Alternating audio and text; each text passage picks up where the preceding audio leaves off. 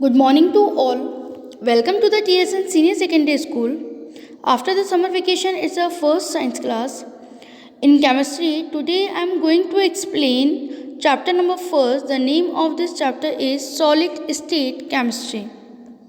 Make sure you will be maintain only one school register in chemistry.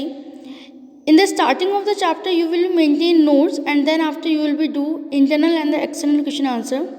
Do your work neat and clean on time. We will be check your work after 15 days. Okay, let me start. Solid state chemistry. You know very well in the 9th standard, different type of matter state की जो study है वो हमने करी है बेटे. And we know very well कि कोई भी मैटर जो होता है उसकी 3 मेन स्टेट होती है. And we know very well the name of this state is solid, liquid and gases. आज का जो टॉपिक है वो हमारा सॉलिड स्टेट पे रहता है. इसमें firstly we'll be doing the study of the introduction about the solid state, types of solids, crystal structure, elements of symmetry, Bragg equation and the allotropes of carbon, diamond, graphite and fluorine. allotrope of carbon जो topic है ये हम already 10th standard के अंदर इसकी detail study हमने की है और यहाँ पर भी हम इसकी स्टडी करेंगे. Now 3 phases of matter gas, liquid and solid होते हैं. गैस के अंदर यदि हम मॉलिक्यूल्स की बात करें तो इंटर मॉलिक्यूलर स्पेस जो होता है वो सबसे ज़्यादा गैस स्टेट के अंदर ही होता है.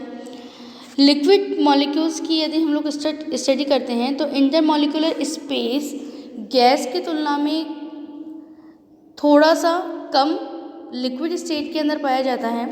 और यदि हम सॉलिड के इंटर मॉलिक्यूलर स्पेस की बात करते हैं तो वी नो वेरी वेल कि इनके बीच में इंटर मॉलिक्यूलर स्पेस जो है वो बहुत ही कम होता है, बिल्कुल न के बराबर होता है. What is solid? सॉलिड होते क्या हैं? Solid has a definite shape, different volume, highly incompressible, rigged, constituent particles held closely by strong intermolecular forces and the fixed position of the constituents. We know very well कि जितनी भी solid matters जो होते हैं बेटे, solid पदार्थ जो होते हैं जिनकी अवस्था ठोस कहलाती है, तो इनका जो शेप होता है वो हमेशा निश्चित रहता है. उसकी शेप के अंदर चेंजेस नहीं आते जब तक कि हम उसके ऊपर प्रेशर और टेम्परेचर अप्लाई नहीं करते. और इनके बीच में जो इंटरमॉलिक्यूलर स्पेस होता है मॉलिक्यूल्स के बीच में वो बिल्कुल बहुत ही ज़्यादा कम होता है. जो अट्रैक्शन फोर्सेस होता है वो हाईली होता है, बहुत ज़्यादा होता है. और यदि हम इन्हें कंप्राइज करते हैं तो हमें बहुत ज़्यादा जो एनर्जी है, बहुत ज़्यादा जो प्रेशर है वो इन पे अप्लाई करना पड़ता है. Now types of solid. 2 types based upon the atomic arrangement, binding energy, physical and the chemical properties, crystalline and the amorphous. यदि हम टाइप्स ऑफ सॉलिड्स की बात करते हैं तो यदि एटॉमिक अरेंजमेंट की बात करें और उनकी बाइंडिंग एनर्जी की, फिजिकल और केमिकल प्रॉपर्टीज़ को ध्यान में रखते हुए यदि हम उनके टाइप्स की स्टडी करते हैं तो mainly 2 types of solid we are seeing here. The first is crystalline and the second is amorphous. Crystalline solids. The building constituents arrange themselves in a regular manner throughout the entire 3-dimensional network. Extents of a crystalline lattice. A crystalline lattice is a solid figure which has a definite geometrical shape with flat faces and the sharp edges. Incompressible, ordinarily arranged units, definite sharp melting point, and anisotropy, definite geometry, give X-ray diffraction bands, and the examples is sodium chloride, NaCl, cesium chloride, CS, Cl, etc. जो crystalline solid होते हैं बेटे उनका जो figure होता है वो बिल्कुल डेफिनेट होता है. उनकी जो ज्योमेट्रिकल शेप होती हैं वो बिल्कुल निश्चित होती हैं, नियत होती हैं. इनकी जो फेसेस होते हैं वो बिल्कुल फ्लैट होते हैं और जो एजेस जो होते हैं वो शार्प होते हैं. इनके ऊपर यदि हम उनकी कंप्रेसिबिलिटी की बात करते हैं तो ये इनकम्प्रेसिबल टाइप ऑफ होते हैं, और इनका जो मेल्टिंग पॉइंट होता है वो बहुत ज़्यादा होता है। शार्प मेल्टिंग पॉइंट का मतलब होता है कि मेल्टिंग पॉइंट ज़्यादा हुआ। तो मेल्टिंग पॉइंट होता क्या है बेटे? मेल्टिंग पॉइंट वो पॉइंट होता है जिसके ऊपर कोई भी सॉलिड मेल्ट होने लगता है, गलने लगता है। हिंदी में इसको कहते हैं हम लोग गलनांक बिंदु। तो जो जब कोई भी सॉलिड किसी भी टेम्परेचर के ऊपर, मतलब उसका एक टेम्परेचर निश्चित होता है, नियत होता है, डेफिनेट होता है, तो उसके ऊपर जब वो मेल्ट होने लगता है तो हम उसे उसका मेल्टिंग पॉइंट कहते हैं। इनकी जो ज्योमेट्री होती है वो बिल्कुल डेफिनेट होती हैं, और सबसे बड़ी बात कि they give X ray diffraction band. जो क्रिस्टलाइन सॉलिड जो होते हैं ये हमें एक्स रे डिफ्रैक्शन बैंड्स देते हैं। यदि हम इनकी डिफ्रैक्शन बैंड की स्टडी करते हैं तो X ray diffraction band crystalline solid हमें देते हैं। और एग्जाम्पल क्या है इसका? Sodium chloride is the best example and the caesium chloride. Now next है amorphous solids derived from a Greek word amorphy meaning shapeless। ये जो इस तरह के जो ठोस होते हैं एमोफोरस सॉलिड्स जो होते हैं, इनकी जो शेप होती है बेटे ये कोई निश्चित नहीं होती, किसी भी शेप में हो सकते हैं ये, ठीक है ना। जैसे कि हम बात करें सोडियम क्लोराइड की, तो सोडियम क्लोराइड का जो शेप होता है वो फिक्स होता है ना। और यदि हम एक क्रिस्टल की बात करते हैं, फॉर द एग्जांपल हम मिश्री की जो क्रिस्टल्स हैं अगर हम उसकी बात करते हैं तो हम उसको किस में काउंट करेंगे? एमोफोरस सॉलिड के अंदर काउंट करेंगे, क्योंकि उसका कोई डेफिनेट शेप नहीं होता। No regular but haphazard arrangement of atoms और मॉलिक्यूल। इसका कोई भी जो रेगुलर जो शेप है वो नहीं है, लेकिन जो अरेंजमेंट है वो हैप्पैज़ार्ड टाइप का होता है। Also considered as a non-crystalline solid और super cooled liquids। जो एमोफोरस सॉलिड जो हैं इन्हें नॉन क्रिस्टलाइन सॉलिड भी कहा जाता है और इन्हें सुपर कूल्ड लिक्विड्स भी कहा जाता है। सो अगर आपके पास में क्वेश्चन आता है right the example of the super cooled liquid, तो जो एमोफोरस सॉलिड के जो एग्जाम्पल्स हैं उन्हीं को आपको यहाँ पर शो करना है। नो शार्प मेल्टिंग पॉइंट, क्योंकि इसके अंदर जो शेप है वो फिक्स नहीं होता, जो एजिस हैं वो शार्प नहीं होती, तो इसीलिए क्या होता है कि जब हम इन्हें थोड़ी सी ही एनर्जी देते हैं तो उसके अंदर ही ये ब्रेक डाउन होने लगते हैं, फिर मेल्ट होने लगते हैं, तो इनके जो मेल्टिंग पॉइंट है वो हाई नहीं होते। नेक्स्ट है आइसोट्रॉपिक टाइप ऑफ होते हैं ये। No definite geometrical shape, do not give X refraction band.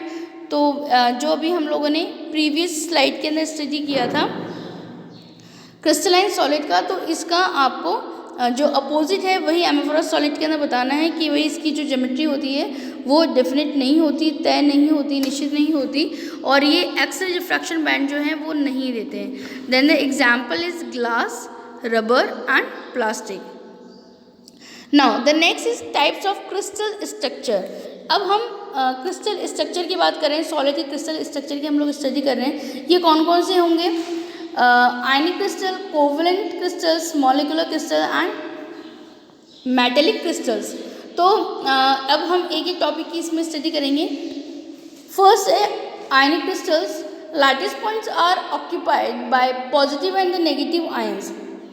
Ionic crystals जो होते हैं इनके जो लैटिस पॉइंट्स होते हैं ये पॉजिटिव और नेगेटिव दोनों हो सकते हैं। हार्ड एंड ब्राइटर सॉलिड्स जो आयनिक क्रिस्टल होते हैं ये बहुत ज़्यादा हार्ड होते हैं, मतलब हमें बहुत ज़्यादा इनमें प्रेशर और एनर्जी जो है, टेम्परेचर जो है हमें ज़्यादा देना पड़ता है इसमें। और ब्राइटर सॉलिड्स होते हैं ये high melting point due to a very strong electrostatic force of the attraction. यदि आपके पास में क्वेश्चन ये पूछा होता है कि why the melting point of the ionic crystal is very high, then the answer is कि high melting point due to a very strong electrostatic force of the attraction. इनके जो मॉलिक्यूल्स होते हैं जो आयनिक क्रिस्टल्स के, उनमें इलेक्ट्रोस्टैटिक फोर्स जो होता है वो बहुत ज़्यादा होता है, इसीलिए इनके जो मेल्टिंग पॉइंट हैं वो बहुत ज़्यादा होते हैं। Poor conductor of electricity in solid state but good in molten state. ये जो आयनिक क्रिस्टल्स होते हैं ये पुअर कंडक्टर होते हैं इलेक्ट्रिसिटी के, लेकिन जब वाटर के साथ में इनका मोल्टन स्टेट बन जाता है, मतलब कि जब इनमें कुछ मात्रा में वाटर ऐड हो जाता है, एक्वस स्टेट इनकी बन जाती है, देन ये good conductor of the electricity के जैसे करेक्टर हमें शो करते हैं। Packing of spheres depend upon presence of a charge species present and the different in the size of the different in the size of anions and the cations, two types AB types and AB two types। तो यहाँ पर हम देखेंगे कि इनका जो size है उसके अकॉर्डिंग हम इन्हें टू टाइप्स में AB टाइप्स में और AB वन टाइप के अंदर इनको शो कर सकते हैं। नाउ नेक्स्ट है covalent crystals. Lattice points are occupied by neutral atoms. जो इनके लैटिस पॉइंट्स होते हैं वो न्यूट्रल एटम्स के थ्रू हम लोग ऑक्यूपाई कर सकते हैं। Atoms are held together by covalent bond. ये जो एटम्स होते हैं इनके बीच में कोवलेंट बॉन्ड होता है। ये हार्ड सॉलिड होते हैं, हाई इनका मेल्टिंग पॉइंट होता है, poor conductor of the electricity होते हैं। Two common examples diamond and the graphite. तो आयनिक क्रिस्टल्स और कोवलेंट क्रिस्टल के बीच में हमें मेन अंतर क्या दिखाई दिया कि आयनिक क्रिस्टल्स भी poor conductor of the electricity होते हैं और कोवलेंट क्रिस्टल भी poor conductor of the electricity होते हैं। लेकिन जो आयनिक क्रिस्टल्स होते हैं जब वो मोल्टन स्टेट में होते हैं तब ये good conductor of the electricity की जितने भी साइन हैं वो हमें शो करते हैं। लेकिन कोवलेंट क्रिस्टल किसी भी कंडीशन के अंदर इलेक्ट्रिसिटी को फ्लो नहीं करते। और कोवलेंट क्रिस्टल्स के जो बेस्ट एग्जांपल हैं वो क्या हैं, diamond and graphite. Now next है molecular crystals. Largest points are occupied by neutral molecules. The molecules are held together by van der Waals forces. यहाँ पर ये हमें एक दोनों क्रिस्टल्स से कुछ नया मिला है थर्ड वाले में मॉलिक्यूलर क्रिस्टल्स के अंदर कि मॉलिक्यूलर क्रिस्टल्स के अंदर जो लैटिस पॉइंट्स होते हैं ये न्यूट्रल मॉलिक्यूल्स के थ्रू ही ऑक्यूपाइज किए जाते हैं और जो मॉलिक्यूल्स होते हैं ये आपस में वंडर वॉल फोर्सेस के थ्रू मिले हुए रहते हैं, आपस में अरेंज होते हैं। They are very soft solids. ये बहुत ही ज़्यादा सॉफ्ट होते हैं। इनका जो मेल्टिंग पॉइंट होता है वो लो होता है and they all are the poor conductor of the electricity. Now the next is metallic crystals. Lattice points are occupied by a positive metal ion surrounded by a sea of mobile electron. Soft to very hard metals have high tensile strength, good conductor of the electricity, malleable and the ductile. Bonding electrons in metals remain delocalized over the entire crystals. High density. तो metallic crystals के अंदर जो significance हैं, जो sign हैं, जो character हैं, वो कुछ मेटल से मिलते हुए होते हैं। यानी मेटल्स से रिलेटेड जो सिग्निफिकेंस हैं, जो विशेषताएं हैं, वो मेटेलिक क्रिस्टल्स के अंदर पाई जाती हैं। For the first that they are the good conductor of the electricity, they are malleable and ductile. I hope कि मेलाइबल जो डक्टाइल है ये आपको बहुत अच्छे समझ में आया होगा टॉपिक। प्रीवियस क्लासेस के अंदर भी हम लोग पढ़ चुके हैं मेलाइबल और डक्टाइल क्या होता है। And next is bonding electron in metals remain delocalised over the entire crystal, और इनकी जो डेंसिटी होती है वो हाई होती है। नेक्स्ट है लॉ ऑफ सिमेट्री। यदि हम इनकी सिमेट्री की बात करते हैं तो लॉ ऑफ सिमेट्री के अंदर हम देखते हैं plane of symmetry, centre of symmetry and axis of symmetry. Elements of symmetry in cube crystals is a rectangular planes of symmetry is 3, diagonal planes of symmetry 6, axis of a 4-fold symmetry is 3, axis of 3-fold symmetry is 4, axis of 2-fold symmetry is 6 and the center of symmetry is 1. तो total symmetry of the element is cubic crystal in cubic crystal is 23। तो total symmetry element जो है वो cubic crystal के अंदर कितने पाए जाते हैं, 23 पाए जाते हैं। ये आप इसकी अच्छी तरीके से तैयारी कर लेना कि रेक्टेंगुलर प्लेन्स में कितने हैं और डायगोनल प्लेन्स में कितना रहता है, एक्सिस ऑफ 4 फोल्ड के अंदर कितने एलिमेंट जो हैं वो शो हो रहे हैं। तो टोटल जो है वो हमें इस तरीके से इसको शो करना होता है। प्लेन्स ऑफ सिमेट्री में आप देखिए रेक्टेंगुलर प्लेन ऑफ सिमेट्री को यहाँ पे शो किया गया है। 3 जो पार्ट्स हैं उसको मैंने यहाँ पे डायग्राम के थ्रू आपको बताया है। डायगोनल प्लेन्स ऑफ सिमेट्री के अंदर 6 शो हो रहा है, उसको आपको यहाँ पर दिखाया गया है। नेक्स्ट है एक्सेस ऑफ सिमेट्री के अंदर 4 फोल्ड एक्सेस ऑफ सिमेट्री हम लोगों ने देखा कि 4 फोल्ड किस तरीके से हो रहा है। 3 फोल्ड एक्सेस ऑफ सिमेट्री के अंदर जो डायग्राम्स है उसको हमें इस तरीके से ड्रॉ करना होगा। आप इसकी अच्छे तरीके से प्रैक्टिस कर लें। नाउ नेक्स्ट है axes and centre of symmetry. Axes of centre of symmetry के अंदर 2 fold axes of symmetry is 6। अगर हम 2 फोल्ड्स की बात करें तो 6 आएगा। Centre of symmetry is 1। तो यहाँ पे देखिए इसको रेड डॉट से हमने यहाँ पे शो किया है कि किस तरीके से सेंटर ऑफ सिमेट्री जो है वो 1 को शो कर रहा है।